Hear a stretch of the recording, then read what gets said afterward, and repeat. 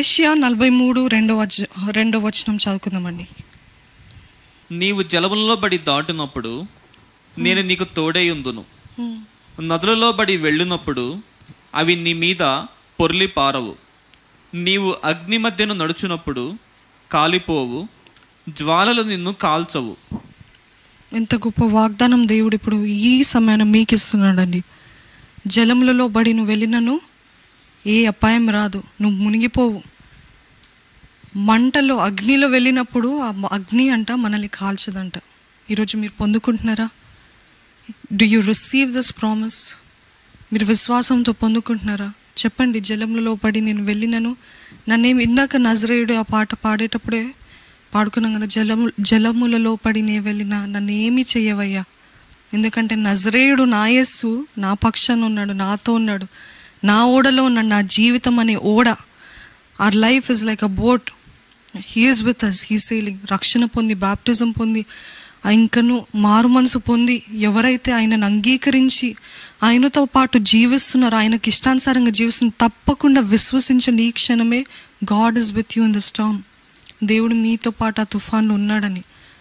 అంటే తుఫాను అంటే కేవలము అపవాది తెచ్చేది కాదు, కానీ తుఫాను కొన్నిసార్లు దేవుడు తెస్తాడు. ఎందుకంటే ఇంకను మనల్ని ఆయన దగ్గరికి చేయడానికి, ఇంకను ఆయనకి సమీపంగా రావటానికి. వాగ్దానాలు పొందుకుంటే నమ్మండి, ఈ వాగ్దానాలుకి ముందుగా తుఫాన్లు ఉన్నాయి, కానీ but still I believe the promise of God. అయినను నేను ఆయన ఇచ్చిన వాగ్దానాన్ని నమ్ముతాను, విశ్వసిస్తాను.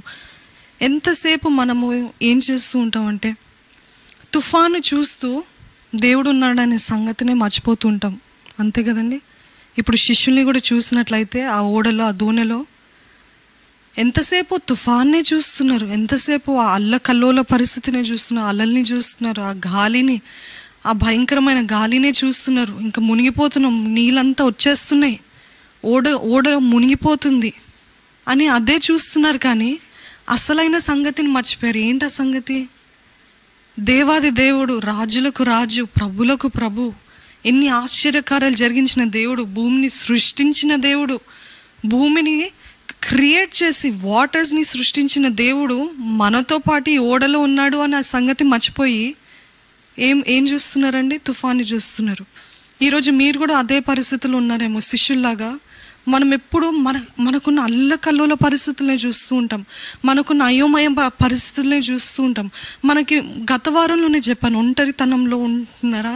లేదు, దేవుడు మీతో కూడా ఉన్నాడు. మళ్ళీ పరిశుద్ధాత్మ దేవుడు ఇదే చెప్తున్నాడు, ఇదే ప్రేరేపిస్తున్నాడు. ఏంటిదంటే ఎంతసేపు తుఫాన్లు, ఎంతసేపు ఈ సమస్యలు, ఎంతసేపు ఈ పోరాటాలు, ఎంతసేపు ఈ గొడవలు, ఎంతసేపు మీ అనారోగ్యం, ఎంతసేపు ఇది లేదే అది లేదే అని చూస్తున్నారు, కానీ దేవుడిని ఎందుకు మర్చిపోతున్నారండి? దేవుడు ఉన్నాడని సంగతి మర్చిపోయారా? దేవుడు గతంలో ఎన్ని గొప్ప కార్యాలు చేశాడు కదా. మీరే చెప్పండి, మీ జీవితంలో గతంలో లేకపోతే నిన్న మొన్న ఎన్ని గొప్ప కార్యాలు చేశాడు. ఈరోజు ఒక స్టామ్, ఒక తుఫాను రాగానే వెంటనే అయ్యో అయ్యో అయ్యో అని కలవరపడుతూ ఉంటారు. ఇంకా దిక్కు లేనట్టే, ఇంకా సహాయం లేనట్టే, ఇంకా అందరూ నన్ను విడిచిపెట్టేశారా అని ఈ బాధలోనే ఈ తుఫాన్నే చూస్తూ ఉంటాం. కానీ గాడ్ ఈజ్ సేయింగ్, ఎందుకు ఆ తుఫాన్ని చూస్తున్నావు? Why do you look at the storm when I am with you? When the glorious God, the majestic God, గొప్ప దేవుడు, మహోన్నతుడైన దేవుడు మన మధ్య ఉంటే తుఫాన్ చూసి ఎందుకు భయపడతావు అని అంటున్నాడండి దేవుడు. God is saying, don't look at the Storm. ఇంకా తుఫాన్ని చూడటం ఆపేసే, ఇంకా తుఫాన్ల పైన దృష్టి ఉంచడం ఆపేసే, ఎంతసేపు ఆ కలవర కార్యాలని చూడటము ఆపేసే. Let you focus come back to me. నీ దృష్టి మళ్ళీ నా పైన మళ్ళించు, నీ దృష్టి మళ్ళీ నా పైన నిలుపు. నువ్వు నీ దృష్టి నా పైన నిలిపినంత వరకు యుల్ బీ. తుఫాన్లో కూడా నెమ్మది ఉంటుందంట, తుఫానులో కూడా సమాధానం ఉంటుందంట. దైవజనులు ఎప్పుడు మనం ఈ స్టోరీ అంటే నిజంగా జరిగిన కథ ఎప్పుడు చెప్తూ ఉంటారు కదా.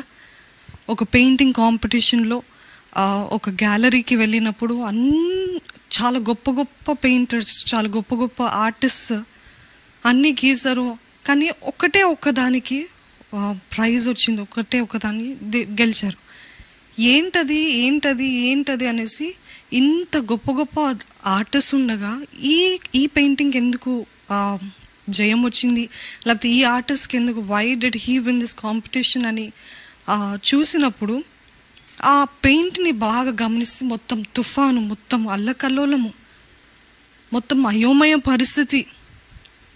అయోమయ ఏంటి ఇంత కలవరంగా ఉంది, ఇంత కలవరంగా ఉన్న పెయింటింగ్కి there's no peace, there's no joy in this painting. దీనికి ఎలాగ వచ్చింది competition, how did this win అని అనుకున్నప్పుడు ఇంకా చూస్తూ చూస్తూ చూస్తూ ఏం చూస్తారంటే, గమనించారేంటంటే అంత తుఫాను మధ్యలో కూడా ఒక చిన్న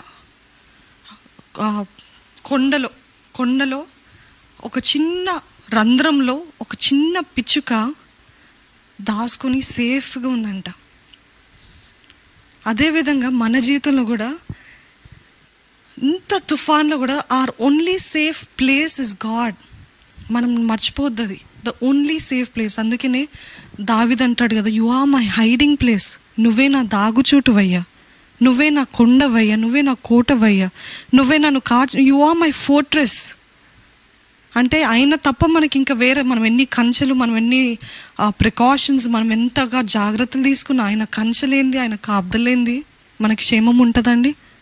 ఆ పిచ్చిక ఎలాగైతే ఆ చిన్న రంధ్రంలో సేఫ్గా ఉందో, అంటే అంత తుఫాన్ మధ్యలో కూడా ఒక్క చినుకు కూడా ఆ పక్షి పైన, చిన్న పిచ్చుక పైన పడలేదు. ఎందుకంటే it's in the safe place. అంటే even in the midst of the storm it was safe. అంటే తుఫాను మధ్యలో కూడా సేఫ్గా ఉంది, జాగ్రత్త ఉంది. దేవుడు అంటున్నాడు, I am with you, I am your rock. నేను మీ కొండని, నేను మీ దాగు స్థలాన్ని. I am your hiding place. You want to go somewhere in this storm, come to me. ఈ స్టార్మ్లో, ఈ తుఫాను మధ్యలో నువ్వు ఎక్కడికైనా పారిపోవాలనుకుంటున్నావా, నా దగ్గరికి రా. Because I am your safe place, I am your hiding place. నేను నీ దాగు స్థలాన్ని. దేవుడు అంటున్నాడు, I am with you in the Storm. పరిశుద్ధుడైన దేవా, మీకు వందనాలు, మీకు స్తుతులు స్తోత్రాలు వందనాలు చెల్లిస్తున్నామయ్యా. నువ్వు మాతో ఉండే దేవుడివి, మా మధ్య ఉండే దేవుడివి, మమ్మల్ని చూసే దేవుడివి, మమ్మల్ని పట్టించుకునే దేవుడివి, తుఫాను మధ్యలో ఉండే దేవుడివి. తుఫాన్లు, జలములు మా పైన వచ్చినప్పటికీ దేవా, అవి మమ్మల్ని ఏమి చేయవు, ఎందుకంటే నువ్వు మాతో ఉన్నావయ్యా. You have the authority Lord. నీకే అధికారం ఉందయ్యా. ఒక్క మాటతోటి తుఫాన్ని ఆపగలిగిన దేవుడివయ్యా నువ్వు. ఇంతసేపు తుఫాన్ని చూసేవారుగా కాక, ఈ తుఫాన్లో దేవుడు నాతో ఉన్నాడు అని విశ్వాసంతో, help us to believe you, help us to trust you. ఒట్టి భౌతికంగా కనిపించే వాటిపైన కాకుండా, ఏం కనిపించకపోయినప్పటికీ, అంత చీకటి, అంధకారం, అయోమయ పరిస్థితి అయినప్పటికీ దేవుడు నాతో ఉన్నాడు అని విశ్వాసము వీక్షిస్తున్న, చూస్తున్న ప్రతి ఒక్కరికి మీరే దయచేయమని అడుగుచున్నానయ్యా. మాతో మాట్లాడే దేవా, మా పరిస్థితులను ఎరిగిన దేవా, ప్రతి ఒక్క సందర్భంలో మీరు మమ్మల్ని బలపరిచే దేవుడు నువ్వేనయ్యా. తాత్కాలికమైన వాటిపైన ఆధారపడకుండా, తాత్కాలికమైన క్రియలపైన, వ్యక్తులపైన, వేటిపైన ఆధారపడకుండా తండ్రి, శాశ్వతమైన నీ పైన ఆధారపడటానికి సాయం చేయండి అయ్యా. నువ్వెంత నమ్మదగిన దేవుడు అయ్యా. నీ అంత నమ్మదగిన దేవుడు ఈ లోకంలో ఎవ్వరూ లేరయ్యా. ఇంత గొప్ప నమ్మదగిన దేవుడిని మేము కలిగి ఉంటా. మా భాగ్యము, మా ధన్యత, మా దాగుస్థలం నువ్వే. మా కొండయు, మా కోటయు, మా ఆశ్రయము నీవేనయ్యా. నువ్వే మా కంచ, మా కాపుదల. నువ్వు లేకపోతే మేము జీవితంలో ఎలాగ సాగగలమయ్యా, ఎలాగ ముందుకెళ్ళామయ్యా. నువ్వు కావాలయ్యా. ఆ తుఫానైనా, ఎండైనా, వానైనా, ఏదైనా పర్వాలేదయ్యా. As long as you are in our life, that is enough for us Lord. నువ్వు మా జీవితంలో ఉంటే అది చాలయ్యా. ఎక్కడ తండ్రి తొందరపాటు నిర్ణయాలు తీసుకోకుండా, ఎక్కడ మా భావోద్వేగాలపైన ఆధారపడి నీకు వ్యతిరేకమైన కార్యాలు, నీ చిత్తం లేని కార్యాలు, తొందరపాటు నిర్ణయాలు తీసుకోకుండా మాకు సహాయం చేయండి. ప్రభు యేసు నామములో అడిగి వేడుకొంచున్నాను తండ్రి. ఆమెన్.